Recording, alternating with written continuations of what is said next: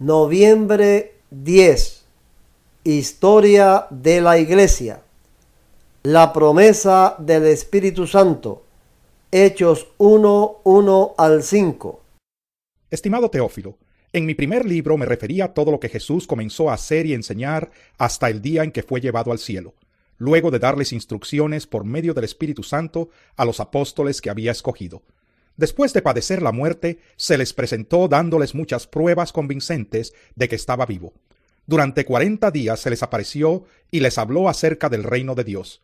Una vez, mientras comía con ellos, les ordenó: no se alejen de Jerusalén, sino esperen la promesa del Padre, de la cual les he hablado. Juan bautizó con agua, pero dentro de pocos días ustedes serán bautizados con el Espíritu Santo. Elección del sucesor de Judas. Hechos 1, 12 al 26. Entonces regresaron a Jerusalén desde el monte llamado de los Olivos, situado aproximadamente a 1 kilómetro de la ciudad. Cuando llegaron, subieron al lugar donde se alojaban. Estaban allí Pedro, Juan, Jacobo, Andrés, Felipe, Tomás, Bartolomé, Mateo, Jacobo hijo de Alfeo, Simón el celote y Judas hijo de Jacobo.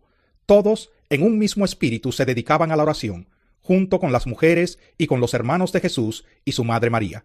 Por aquellos días, Pedro se puso de pie en medio de los creyentes, que eran un grupo como de 120 personas, y les dijo: Hermanos, tenía que cumplirse la escritura que por boca de David había predicho el Espíritu Santo en cuanto a Judas, el que sirvió de guía a los que arrestaron a Jesús. Judas se contaba entre los nuestros y participaba en nuestro ministerio. Con el dinero que obtuvo por su crimen, Judas compró un terreno. Allí cayó de cabeza, se reventó y se le salieron las vísceras.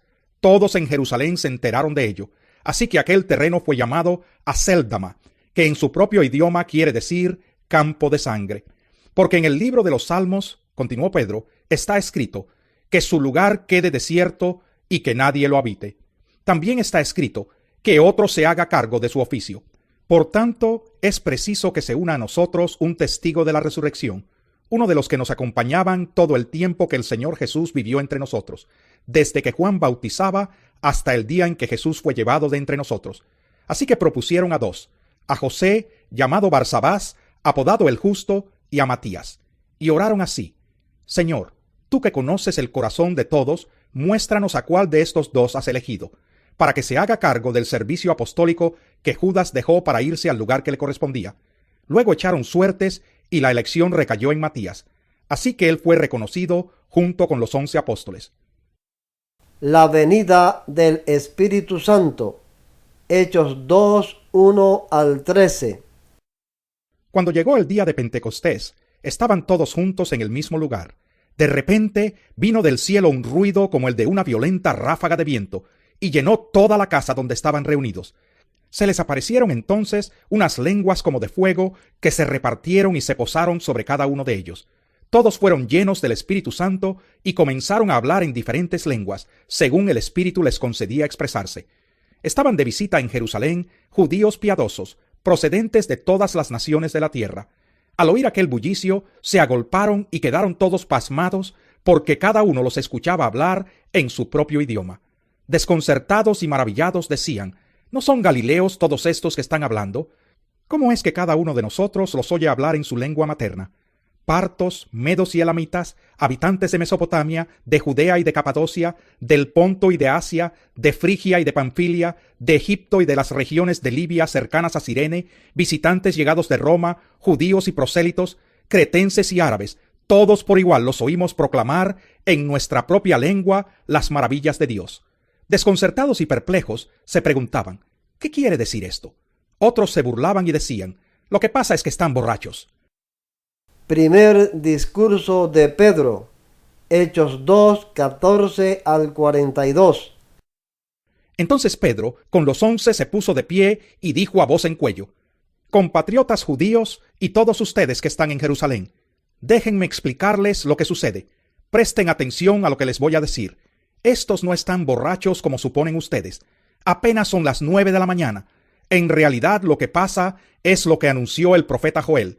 Sucederá que en los últimos días, dice Dios, derramaré mi espíritu sobre todo el género humano. Los hijos y las hijas de ustedes profetizarán. Tendrán visiones los jóvenes y sueños los ancianos. En esos días derramaré mi espíritu aún sobre mis siervos y mis siervas, y profetizarán. Arriba en el cielo y abajo en la tierra mostraré prodigios, sangre, fuego y nubes de humo. El sol se convertirá en tinieblas y la luna en sangre antes que llegue el día del Señor, día grande y esplendoroso, y todo el que invoque el nombre del Señor será salvo. Pueblo de Israel, escuchen esto. Jesús de Nazaret fue un hombre acreditado por Dios ante ustedes con milagros, señales y prodigios, los cuales realizó Dios entre ustedes por medio de él, como bien lo saben. Este fue entregado según el determinado propósito y el previo conocimiento de Dios, y por medio de gente malvada ustedes lo mataron clavándolo en la cruz. Sin embargo, Dios lo resucitó, librándolo de las angustias de la muerte, porque era imposible que la muerte lo mantuviera bajo su dominio. En efecto, David dijo de él: veía yo al Señor siempre delante de mí, porque Él está a mi derecha para que no caiga. Por eso mi corazón se alegra y canta con gozo mi lengua. Mi cuerpo también vivirá en esperanza. No dejarás que mi vida termine en el sepulcro. No permitirás que tu santo sufra corrupción.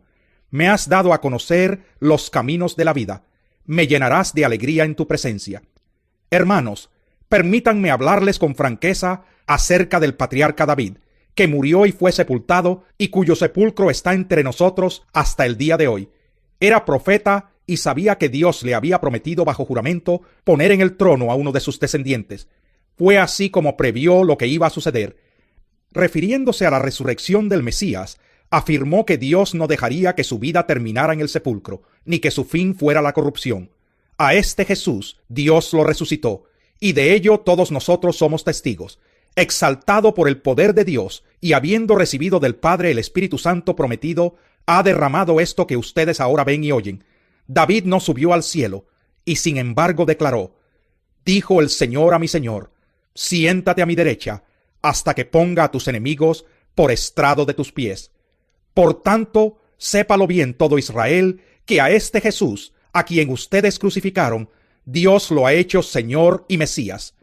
Cuando oyeron esto, todos se sintieron profundamente conmovidos y les dijeron a Pedro y a los otros apóstoles: hermanos, ¿qué debemos hacer?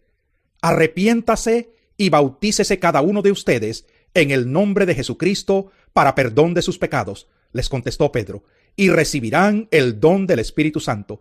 En efecto, la promesa es para ustedes, para sus hijos y para todos los extranjeros, es decir, para todos aquellos a quienes el Señor nuestro Dios quiera llamar.